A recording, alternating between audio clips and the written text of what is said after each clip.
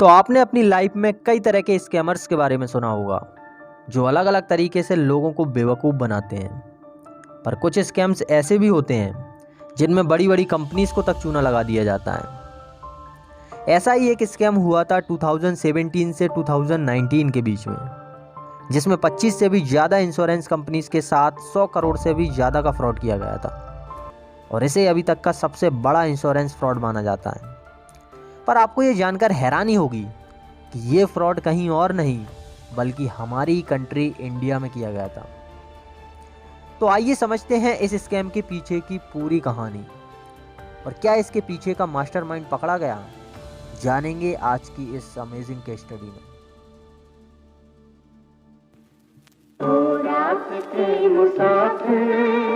चंदा सदा बता दे मेरा कसूर क्या है, तो फैसला सुना दे।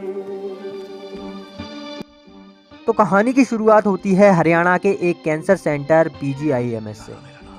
यहाँ पर देश भर के कैंसर पेशेंट्स अपना ट्रीटमेंट कराने आते हैं, पर इस हॉस्पिटल में किसी को भी कानो कान खबर तक नहीं थी कि यहाँ कोई स्कैम भी किया जा रहा है, क्योंकि कुछ लोग डॉक्टर्स के साथ मिलकर मरीजों का डेटा लीक करवा रहे थे। ऐसे मरीज जो कुछ ही महीनों में भगवान को प्यारे होने वाले हैं। और इन सब के पीछे का जो मास्टरमाइंड था उसका नाम था पवन कुमार, जो अपने ही परिवार के 8 भाई बंधुओं के साथ इस फ्रॉड को अंजाम दे रहा था। क्यों हिला डाला ना? पवन कुमार और उसकी टीम ने डॉक्टर्स को पैसे खिलाए और मरीजों का डेटा कलेक्ट करके हॉस्पिटल से उनका पूरा रिकॉर्ड साफ करवा दिया। अब आप सोच रहे होंगे कि इस डेटा से कोई भी फ्रॉड कैसे किया जा सकता है और इन लोगों ने इस डेटा का क्या किया। तो रुको जरा, सब्र करो। तो पवन कुमार और उसकी टीम के पास जिन मरीजों का भी डेटा था उनमें से उन्होंने ऐसे लोगों को शॉर्ट लिस्ट किया जो लोअर मिडिल क्लास फैमिली को बिलोंग करते थे, मतलब जो लोग बहुत गरीब थे। ऐसे लोगों को इन्होंने अप्रोच करना शुरू किया और उन्हें कन्विंस किया अपने प्लान में शामिल होने के लिए। इनका प्लान था कि जो कैंसर पेशेंट मरने वाला है हम उसका अलग अलग 4 से 5 कंपनीज में इंश्योरेंस कराएंगे, जिससे उसके मरने के बाद जो पैसा मिलेगा वो उनमें से 1 से 2 लाख पेशेंट के परिवार को दे देंगे और बाकी का पैसा अपने पास रख लेंगे। पर चूंकि ये एक इलीगल एक्टिविटी है इसलिए कई फैमिलीज इसमें शामिल होने से मना कर देती हैं, पर कई सारी फैमिलीज इनके साथ शामिल हो जाती हैं, क्योंकि एक गरीब के लिए 1 से 2 लाख रुपए भी बहुत बड़ी रकम होती है। पर अब आप सोच रहे होंगे कि इंश्योरेंस कंपनियां इतनी बेवकूफ़ तो होती नहीं है कि बिना मेडिकल चेकअप के किसी को भी इंश्योरेंस दे देंगी, वो भी इतने सारे लोगों को। तो पवन कुमार ने यहाँ पर भी एक लूप हॉल निकाल लिया था। चूँकि हेल्थ इंश्योरेंस के लिए हर कंपनी में मेडिकल सर्टिफिकेट की रिक्वायरमेंट तो होती है, पर उस टाइम पर एक्सीडेंटल इंश्योरेंस के लिए किसी भी मेडिकल सर्टिफिकेट की ज़रूरत नहीं होती थी, क्योंकि ये एक जनरल अजम्पशन है कि कोई भी व्यक्ति अपने आप को नुकसान नहीं पहुँचाएगा। और इसी बात का पवन कुमार और उसकी टीम ने फ़ायदा उठाया।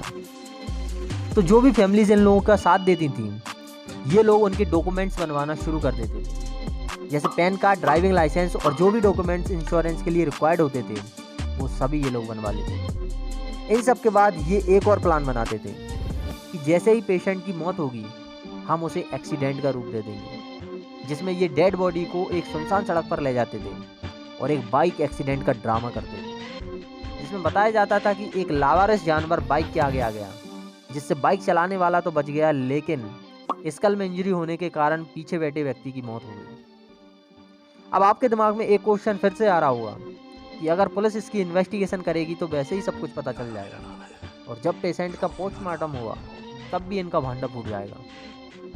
तो पवन कुमार ने इन सब की प्लानिंग भी पहले से कर रखी थी, क्योंकि जो लोग इसकी इन्वेस्टिगेशन करते थे और जो डॉक्टर्स पोस्टमार्टम करते थे उन सभी को इन लोगों ने पैसे खिला रखे थे, इसलिए ये पूरा ड्रामा एक्सीडेंट में कन्वर्ट हो जाता था। और इसके बाद ये लोग मरे हुए व्यक्ति का डेथ सर्टिफिकेट बनवाकर इंश्योरेंस क्लेम करते थे, जिसमें इन्हें 50 से 60 लाख रुपए तक मिल जाते थे। इनमें से सिर्फ 1 से 2 लाख रुपए ही ये मरे हुए व्यक्ति की फैमिली को देते थे और बाकी का पैसा कहाँ जाता था? ऑब्वियसली पवन कुमार और उसकी टीम के पास। तो अब आप ये जरूर जानना चाहेंगे कि इतनी परफेक्ट प्लानिंग करने के बाद भी क्या ये लोग पकड़े गए या फिर नहीं? तो जवाब है हाँ, क्योंकि अगर ऐसा नहीं होता तो आपको और हमें ये स्टोरी कभी पता नहीं चल पाती और हम कभी भी इस तरह के फ्रॉड के बारे में नहीं जान पाते। पर उसे जानने से पहले अगर आपने अभी तक लाइक नहीं किया है और बेल आइकन को प्रेस नहीं किया है तो यार तुरंत कर दो।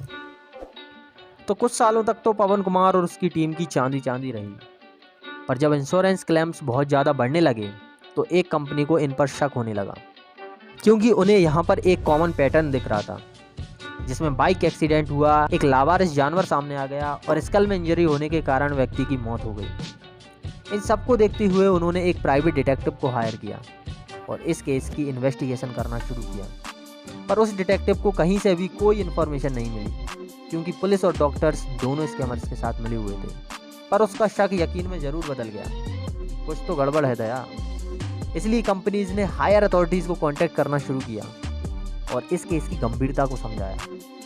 पर फिर भी अभी तक इनके पास कोई भी एविडेंस नहीं था स्कैमर्स के खिलाफ जिससे ये उन्हें पकड़ सकते। पर तभी आता है कहानी में एक ट्विस्ट। सुमित नाम का एक व्यक्ति इंश्योरेंस क्लेम करने आता है जिसके परिवार में रिसेंटली डेथ हुई थी और डेथ का कारण था बाइक एक्सीडेंट, जिसमें एक जानवर बाइक के आगे आ गया और स्कल में इंजरी होने के कारण व्यक्ति की मौत हो गई। यहाँ कंपनीज और पुलिस के बड़े अधिकारियों को समझने में बिल्कुल भी देरी नहीं हुई कि ये पवन कुमार का ही एक मोहरा है और उन्होंने उसे तुरंत दबोच लिया। शुरू में तो उसने कुछ नहीं बोला, पर जब पुलिस की मार पड़ी तो उसने सब कुछ उगल दिया और पवन कुमार और उसकी गैंग का पूरा भांडा फोड़ दिया। इसके बाद पुलिस ने पवन कुमार और उसके 8 भाई बंधुओं को पकड़ लिया और जो लोग भी इनके साथ मिले हुए थे उन सब पर केस ठोक दिया। रात के मुसाफिर चंदा सदा कटा दे, मेरा कसूर क्या है तो फैसला सुना दे। तो इस तरह हुआ एक बहुत बड़े इंश्योरेंस फ्रॉड कांड। बाकी अगर आपके साथ भी कभी कोई फ्रॉड हुआ है तो कमेंट सेक्शन में ज़रूर बताना। बाकी वीडियो को शेयर ज़रूर करना ताकि और लोग भी अवेयर हो सकें। तो मिलता हूँ मैं आपसे नेक्स्ट वीडियो में, तब तक के लिए जय हिंद, वंदे मातरम।